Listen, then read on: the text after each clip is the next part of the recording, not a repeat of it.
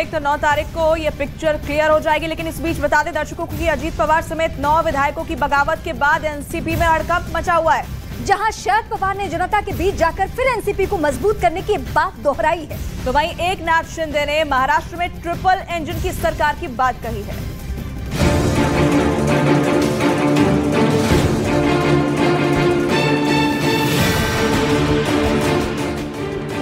NCP में टूट, शरद पवार खेमे में हड़कंप। शरद पवार आगे क्या करेंगे? शरद पवार के शक्ति प्रदर्शन से बनेगी बात। एनसीपी में दो फाड़ के बाद सवाल है कि शरद पवार के पास पार्टी को बचाने के लिए क्या विकल्प हैं? क्या एनसीपी पूरी तरह से अजीत पवार की हो जाएगी, या शरद पवार के शक्ति प्रदर्शन से एनसीपी का सियासी संकट खत्म हो जाएगा?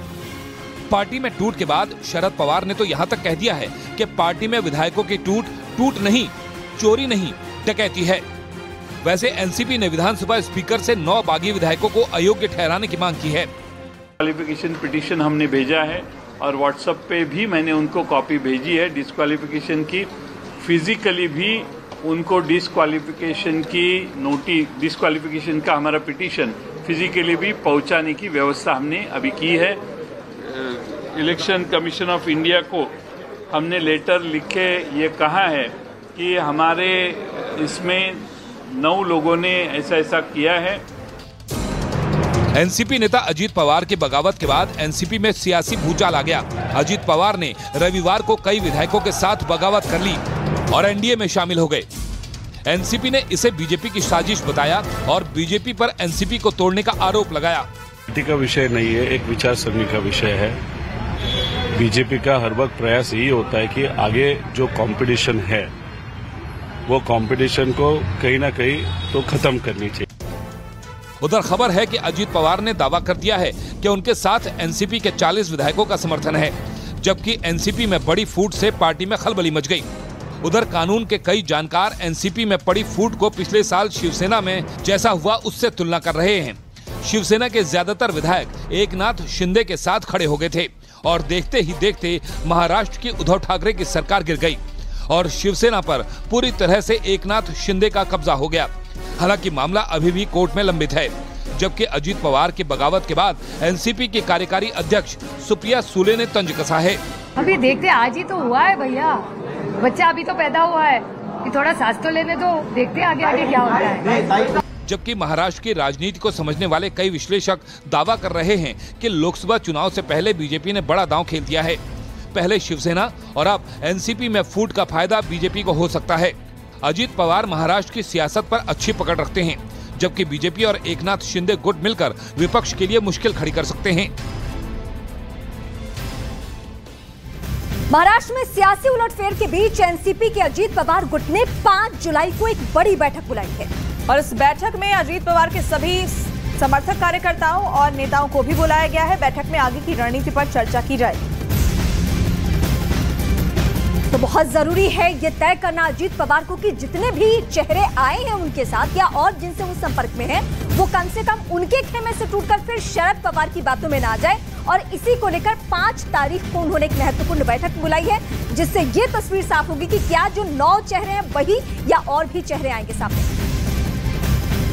और आइए अब आपको एनसीपी में अजीत पवार की बगावत के बाद क्या स्थिति है ये हम ग्राफिक्स की मदद से बताते हैं। तो इस वक्त क्या स्थिति है ये हम आपको बताते हैं। एनसीपी में बगावत लेकिन टूट के लिए जरूरी 36 विधायक, 53 विधायक है किसके पास? एनसीपी के पास। और देखिए अजीत गुट की तरफ से जो दावा किया जा रहा है वो कह रहे हैं कि हमारे साथ जो विधायकों की संख्या है वो 40 है, हमारे साथ पार्टी के 40 विधायक जुड़े हुए हैं। और एनसीपी का जो दावा है 9 विधायक अजीत के साथ है। दावा ही नहीं बल्कि ये सभी शपथ ले चुके हैं, डिप्टी सीएम के साथ साथ ये शपथ ले चुके हैं। लेकिन ये 40 में से ही शरद पवार ये दावा कर रहे हैं कि मैं भी इनके संपर्क में हूँ। ये 40 भी पेश फंसा हुआ है। और इस बीच उधर मध्य प्रदेश के मुख्यमंत्री शिवराज सिंह चौहान ने भी बड़ा दावा किया है। उन्होंने कहा है कि महाराष्ट्र में विपक्ष खत्म हो चुका है। उन्होंने ये भी दोहराया कि महाराष्ट्र में एनसीपी और शिवसेना पूरी तरीके से खत्म हो गई है। शिवराज सिंह चौहान की तरफ से ये बड़ा दावा किया गया है। महाराष्ट्र में जो सियासी उथल पुथल जारी है उस पर उन्होंने भी बयान दिया और उसमें ये कहा कि विपक्ष वहां पर खत्म हो चुकी है। कर्मों का परिणाम है। अब अपोजिशन लगभग महाराष्ट्र में खत्म है। शिवसेना भी गई, एनसीपी भी गई, देश तो मोदी जी के पीछे खड़ा है और बाकी जगह भी अब देखिए क्या होता है। महाराष्ट्र में अजीत पवार की बगावत के बाद अब शरद पवार को एक और झटका लगता हुआ दिख रहा है। महाराष्ट्र कांग्रेस ने नेता प्रतिपक्ष के पद पर अपना दावा ठोक दिया है। कांग्रेस नेता बालासाहेब थोराट ने इसके पीछे ज्यादा संख्या बल का दावा किया है। बड़ी खबर आपको बता रहे हैं, महाराष्ट्र में अजीत पवार की बगावत हो चुकी है। शरद पवार को एक झटका तो लग ही चुका है, लेकिन अब एक और झटका लगता हुआ दिखाई दे रहा है, क्योंकि जानकारी के मुताबिक महाराष्ट्र कांग्रेस ने नेता प्रतिपक्ष के पद पर अब अपना दावा ठोक दिया है। एनसीपी की तरफ से अभी तक इस पद पर अजीत पवार थे और अब ये दावा कांग्रेस पार्टी का। कांग्रेस के पास ज्यादा नंबर है तो कांग्रेस का ही विरोधी पक्ष नेता होगा, उसमें कोई संदेह नहीं है। अच्छा नेता तय नहीं वो कर सकते, वो गठ नेता तय कर सकते हैं या प्रतुत तय कर सकते हैं। आखिर जिनका नंबर ज्यादा है। और इस वक्त हम आपको महाराष्ट्र की सियासी गणित समझाते हैं कि अभी सिचुएशन जो है उसके मुताबिक क्या क्या हो सकता है। तो महाराष्ट्र विधानसभा में कुल सीटों की संख्या है 288, जबकि बहुमत का जो आंकड़ा है वो 145 है। और अभी क्या स्थिति है वो आपको ग्राफिक्स की मदद से हम समझाते हैं। देखिए, विधानसभा में कुल सीटों की संख्या 288 है, जिनसे एनडीए की बात करें तो एनडीए प्लस की बात करें तो 174 है, जिसमें बीजेपी 105 पर है। यानी विधानसभा में अभी भी बीजेपी बड़ी पार्टी है, भले ही सहयोगी पार्टियों के साथ वो मिलकर सरकार चला रही है। अब इसमें शिंदे गुट जो है उसके पास ये आंकड़ा कितना है? 40। एक एक करके हम बता रहे हैं कि 174 ये पहुंचा कैसे है। और देखिए, इसके बाद अब एनसीपी के अजीत पवार गुट की भी बात कर लेते हैं, जिसमें से 9 जो विधायक हैं वो शपथ भी ले चुके हैं, तो यहाँ पर संख्या और बढ़ जाती है। निर्दलीय की संख्या 20 है, लेकिन बीजेपी बड़ी पार्टी है और चेहरा भले ही शिंदे का है अभी मुख्यमंत्री के तौर पे, लेकिन संजय राउत का जो स्टेटमेंट आ रहा है अब उसके आने वाले वक्त में क्या मायने होंगे वो बताएंगे। अब देखिए, महाविकास आघाड़ी की भी हम बात कर ले, 112, और यहाँ पर शरद पवार गुट जो अब एनसीपी का शरद पवार गुट बच गया है उसमें जो संख्या है वो 45 है।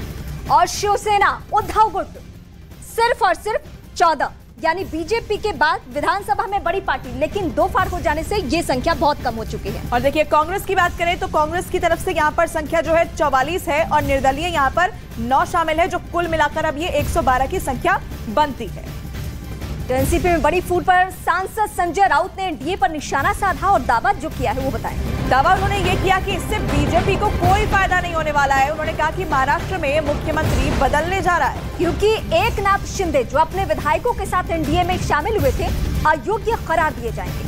और यही वजह है कि अजीत पवार को भागम भाग में डिप्टी सीएम बनाया गया है। ये बड़ा दावा किया गया है कि एकनाथ शिंदे अयोग्य करार दिए जा सकते हैं और यही वजह है कि जल्दीबाजी में अजीत पवार को डिप्टी सीएम बनाया गया है, जो कि आगे चलकर सीएम बनाए जा सकते हैं। संजय राउत ने ये बड़ा दावा किया है।